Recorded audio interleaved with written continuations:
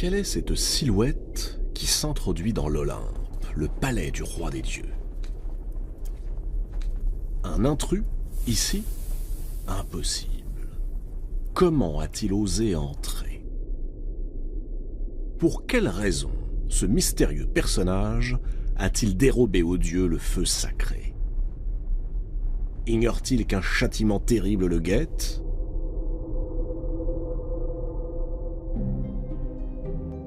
Tout a commencé il y a bien longtemps. Souvenez-vous. Au début des temps était le chaos. Puis vint Gaïa, la terre-mère. Gaïa enfanta Ouranos, le ciel, puis s'unit à lui. Et de leur étreinte naquirent les titans, les cyclopes et les hécatonchires. Parmi les titans se trouve Japet. Japet s'est choisi une épouse, Clymène. Ensemble, ils ont 4 enfants. Atlas, Ménoétios, Épiméthée et celui qui est au cœur de cette histoire, Prométhée. À la différence de son frère Épiméthée, dont le nom signifie celui qui réfléchit après coup, Prométhée est le prévoyant, celui qui pressent les événements avant qu'ils ne surviennent. Cette qualité rare va lui être d'une grande utilité.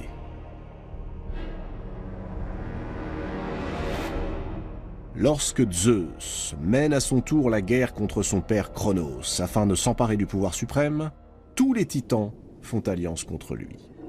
Tous? Non. Il en manque un. C'est Prométhée. Son nom ne signifie-t-il pas celui qui pense avant d'agir? Prométhée a prévu que c'est Zeus qui sortirait vainqueur de ce conflit. Alors, tout naturellement, il propose ses services au futur roi de l'Olympe et persuade son frère Épiméthée d'en faire autant. Dans cet embrasement qui s'annonce, Prométhée apporte au jeune Zeus ce qui lui manque, la force, l'astuce et la ruse propres à la génération des titans. La terrible guerre commence, la titanomachie. Comme Prométhée l'avait pressenti, Zeus l'emporte, et le monde entre dans une période apaisée. Fini les combats, les prouesses et les actions d'éclat. Désormais, les jours succèdent aux jours et se ressemblent. Et dans ce calme trop parfait, les dieux commencent à s'ennuyer. Plus de guerre, personne à rendre heureux ni à faire souffrir. Rien. Alors, lassé, Zeus se tourne vers son fils Héphaïstos, le dieu des forges, celui qui façonne les armes et les attributs des divinités de l'Olympe. Il lui demande de fabriquer autre chose que tous ces objets stériles, quelque chose d'exceptionnel, d'unique, quelque chose qui pourrait distraire les dieux. Héphaïstos réfléchit. Exceptionnel, unique, facile à dire, mais quoi? Héphaïstos médite longuement, et il lui vient une idée. Il convoque dans son atelier les 12 grands dieux qui résident sur l'Olympe, et leur explique ce qu'il attend d'eux. Mélanger la terre et le feu, ainsi que toutes les substances susceptibles de se combiner. Avec ces éléments primordiaux, ils façonneront des êtres vivants. Certains auront des nageoires, des pattes, des carapaces. On les appellera les animaux. D'autres seront exactement à l'image des dieux. On les appellera les hommes. Et il n'y aura que des mâles.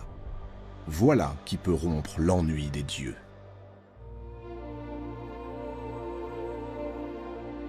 Tout est prêt. Il ne reste qu'à décider des qualités qui seront attribuées aux uns et aux autres, les animaux et les hommes.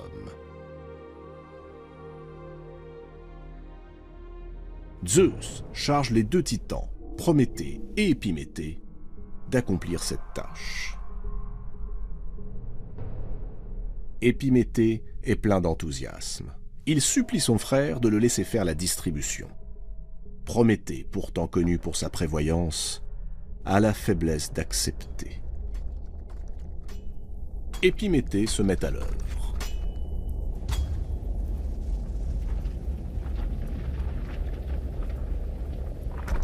Il dote les uns de la force, les autres de la vitesse. Il offre à certains de longs poils qui les protégeront des intempéries, chausse les autres de sabots, attribue encore à d'autres un cuir massif. Une fois son travail accompli, il se redresse et se frotte les mains. Mais, et les hommes? Dans son empressement, Épiméthée a complètement oublié les hommes.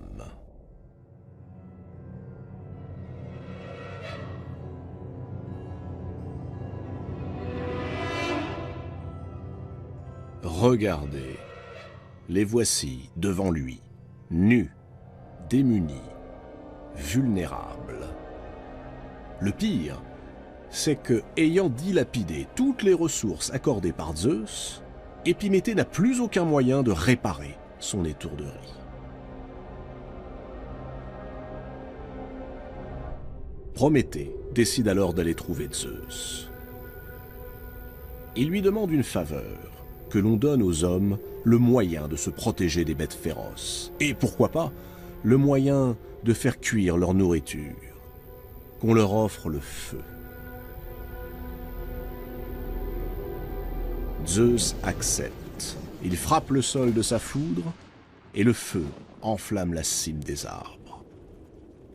Les hommes n'auront plus qu'à grimper pour le recueillir.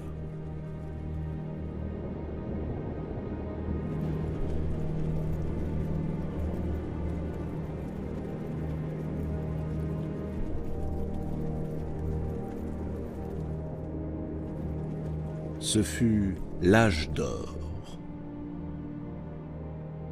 La vie des hommes est paisible. Elle est même plutôt heureuse, puisque le travail n'existe pas plus que les saisons ou les maladies. Le blé pousse naturellement sans qu'il soit besoin de le semer. Régulièrement, hommes et dieux se retrouvent pour de somptueux festins. L'existence s'écoule sans le moindre souci. Ce pourrait être le paradis.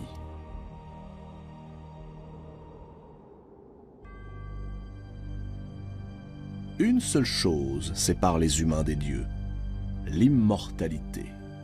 Et encore, à cette époque, les hommes ne meurent pas vraiment. Lorsque le temps est venu, sans fatigue ni souffrance, ils s'endorment, paisiblement. Le dieu du sommeil, Hypnos, les prend avec lui et les emmène dans les vallées verdoyantes du monde souterrain, dans un endroit qu'on appelle les Champs-Élysées.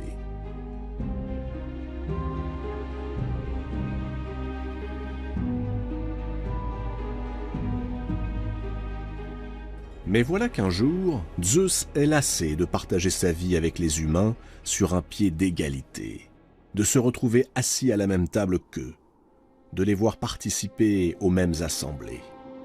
Il est temps, songe-t-il, d'attribuer aux hommes une place précise dans l'univers. Il est temps de mettre un peu d'ordre dans tout ça. Zeus au sommet, les dieux un cran au-dessous, et les hommes tout en bas.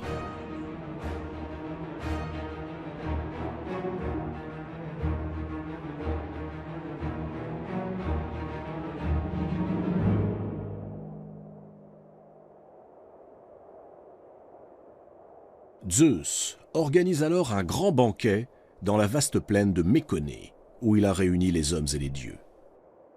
Il ordonne qu'un grand bœuf soit sacrifié, puis débité en 2 parts. La plus belle part reviendra évidemment aux dieux, l'autre sera donnée aux hommes.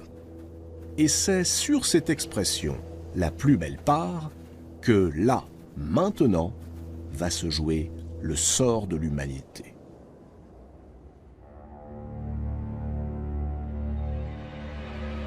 Tous les dieux approuvent la décision de Zeus, sauf Prométhée.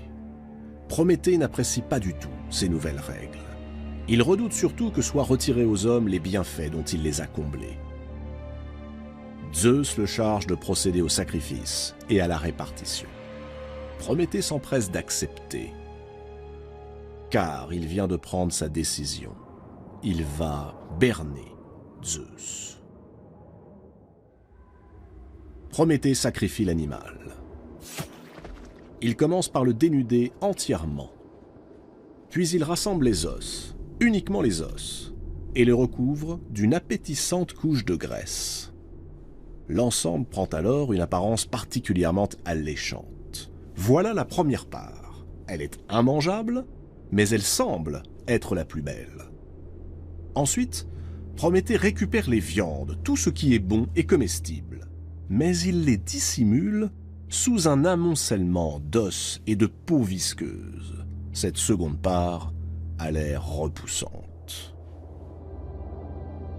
Prométhée présente les deux parts à Zeus. Suivant le choix de ce dernier, se dessinera la frontière entre les hommes et les dieux.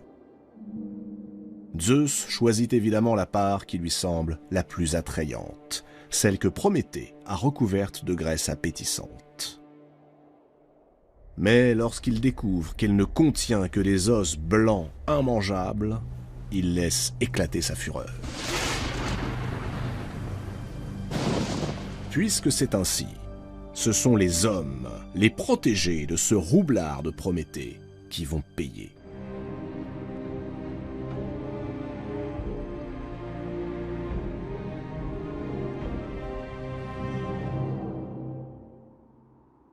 Zeus décide d'abord de leur cacher le blé. Ce blé qui jusqu'à présent poussait naturellement, sans qu'on eût besoin de labourer ou de semer. Les humains seront donc contraints de travailler pour se nourrir et pour survivre. Puis, le maître de l'Olympe confisque le feu. La punition est terrible. Sans le feu, impossible de cuire les aliments pour se nourrir. Impossible de s'éclairer quand la nuit recouvre la terre. Impossible de se réchauffer pendant les froides journées d'hiver. Impossible également de se défendre contre les bêtes féroces.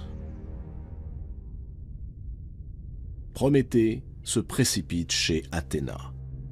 Athéna est la grande déesse olympienne. C'est aussi la fille de Zeus. Elle aime bien Prométhée. Auprès d'elle, il plaide la cause des hommes, châtiés pour une faute qu'ils n'ont pas commise. La déesse est émue par Prométhée. Et c'est sans doute pourquoi, lorsque celui-ci la supplie de le faire entrer secrètement dans l'Olympe, elle accepte.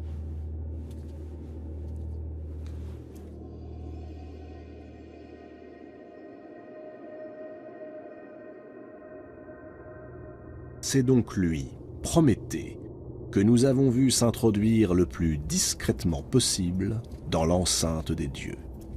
C'est lui qui a dérobé un morceau de braise au feu sacré de l'Olympe et l'a glissé dans la tige creuse d'un fenouil.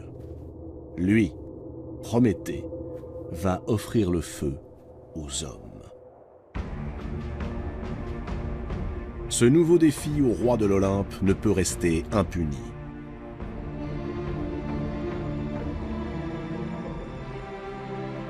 Zeus va châtier Prométhée.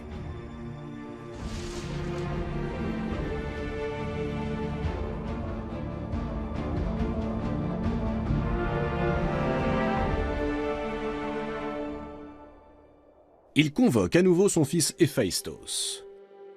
Héphaïstos et les dieux n'avaient créé que des mâles. Zeus lui intime l'ordre de forger une femme.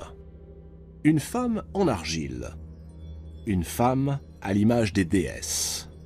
Il faut qu'elle soit non seulement magnifique, époustouflante de beauté, mais dotée de toutes les qualités. Aphrodite lui confère la grâce. Athéna, la part des plus beaux vêtements. Les heures, la couronne de fleurs. Les grâces ornent son cou de collier. Quant à Hermès, sur l'ordre de Zeus, il glisse en elle un esprit menteur, manipulateur. Un appétit pour les choses du sexe jamais rassasié. Et surtout, ceci, la curiosité.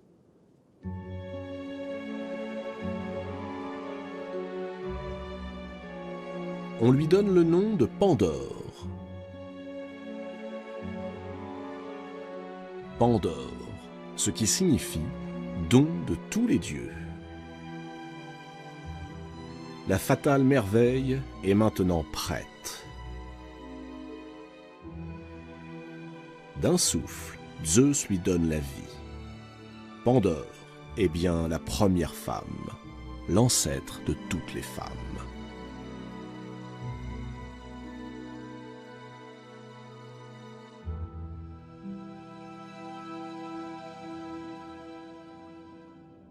Mais Pandore, c'est surtout le feu que Zeus va introduire auprès des hommes sans qu'il soit besoin d'allumer une flamme. Feu voleur, répondant au feu volé par Prométhée. Il suffit de la glisser dans le lit d'un homme. Mais pas n'importe lequel. Un homme qui réfléchit après coup. Ce sera Épiméthée, celui qui comprend quand il est déjà trop tard. Celui qui nous ressemble le plus, en somme. Celui qui fait sans cesse des plans, alors même que le cours des choses se révèle contraire à ses prévisions. Si l'on veut faire rire les dieux, parlons-leur de nos projets. Hermès se rend auprès d'Épiméthée. Il lui fait don de la sublime créature. Épiméthée hésite. Son frère, Prométhée, l'a adjuré de refuser tous les présents qui viendraient de Zeus. Car Prométhée sait, à la différence de son frère, il pressent, il prévoit. Mais, ébloui par la beauté de Pandore, le malheureux Épiméthée l'accueille à bras ouverts. Détail des plus importants. Avant que Pandore ne se rende sur Terre, Zeus lui a remis une boîte. Une magnifique boîte ornée de parures superbes. Dans cette boîte, chaque dieu a glissé un élément néfaste et pernicieux. Dans cette boîte sont donc concentrés tous les maux de l'univers. La faim, la soif, les maladies, la mort. Zeus a évidemment recommandé à Pandore de n'ouvrir la boîte sous aucun prétexte. C'est exactement ce qu'il faut lui dire pour attiser sa curiosité. Le soir même de ses noces avec Épiméthée, ne pouvant plus résister à la terrible tentation de savoir ce que contient la boîte, Pandore se glisse hors du lit et soulève le couvercle. Aussitôt jaillissent tous les malheurs, toutes les misères du monde, tout ce qui affligera la vie des humains jusqu'à la fin des temps. Et Zeus a rendu ces mots invisibles, silencieux, de sorte qu'ils puissent frapper les hommes à l'improviste et que ces derniers n'aient pas le temps de trouver la parade. Mais plus grave encore, le mal se mêle aux bienfaits dont les dieux avaient jadis comblé les hommes, de sorte qu'on ne peut plus désormais le reconnaître ni l'identifier. Épouvanté, Pandore referme aussitôt le couvercle de la boîte. Mais c'est trop tard. Prométhée avait trompé Zeus en faisant l'apparence des choses contraires à leur intérieur. Les os blancs masqués par la graisse, le vol du feu caché dans la tige d'un fenouil. Eh bien Pandore est la réponse du roi des dieux à cette inversion des choses. Il a caché, sous l'allure magnifique de Pandore, les pires fléaux.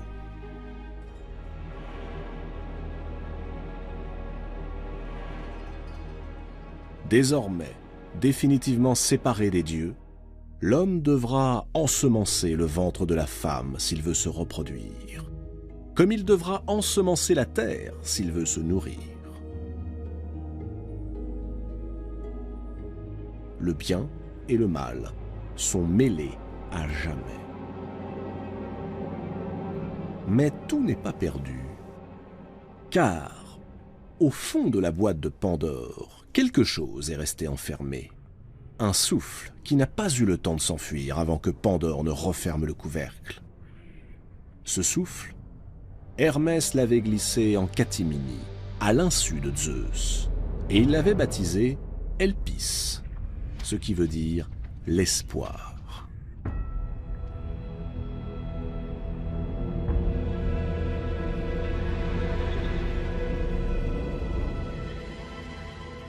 Ainsi, dans les pires tragédies, les humains continueront-ils de croire et d'espérer.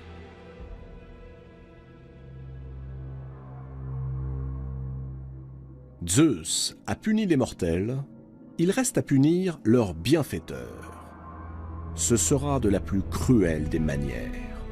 Zeus veut faire un exemple.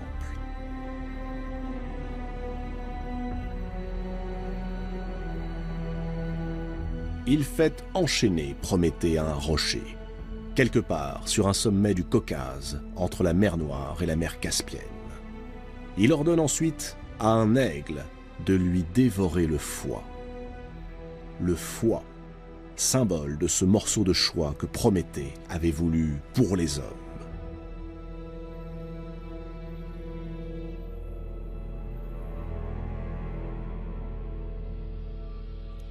Chaque jour, l'aigle dévore le foie de Prométhée. Et pour que le supplice soit encore plus terrible, chaque nuit, alors que Prométhée agonise, son foie se régénère. Ainsi le supplice peut-il durer à l'infini.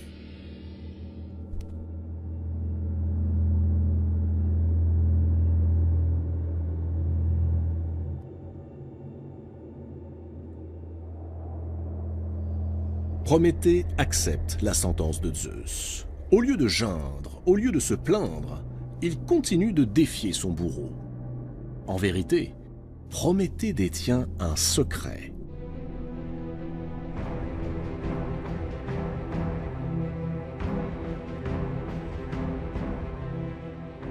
Un secret redoutable et qui concerne l'avenir même de Zeus. Zeus le sait. C'est aussi la raison pour laquelle il ne le fait pas tuer par son aigle. Il espère que Prométhée finira par céder et lui révélera ce secret. Mais Prométhée, enchaîné, reste silencieux.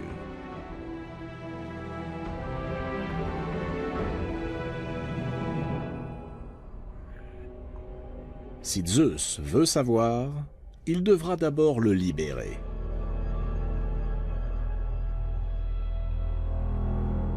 Des milliers d'années s'écoulent.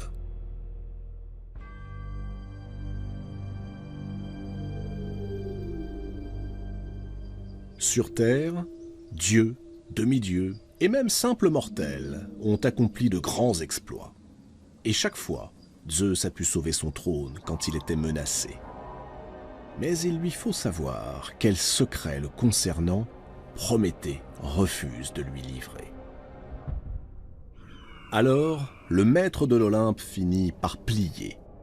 Il envoie le plus puissant de tous ses fils mortels libérer Prométhée. Héraclès tue l'aigle d'une flèche en plein cœur et il rompt les chaînes de Prométhée. Le Titan honore sa promesse et révèle à Zeus le secret dont il est détenteur. Si Zeus vient à épouser Thétis, cette nymphe des mers dont il est tombé si passionnément amoureux, alors elle mettra au monde un fils plus puissant que son père, et qui le détrônera. Zeus, aussitôt, met fin à son entreprise amoureuse et impose à Thétis de s'unir avec un mortel. Prométhée est donc le dieu qui protégea les hommes. Il est aussi la figure du rebelle, du révolté, celui qui nous dit que la contestation du pouvoir est honorable, parfois même nécessaire. Mais il est aussi celui qui nous dit que décider de l'ordre en lui-même est une erreur. Dans sa grande prévoyance, Cette pensée avait échappé à Prométhée.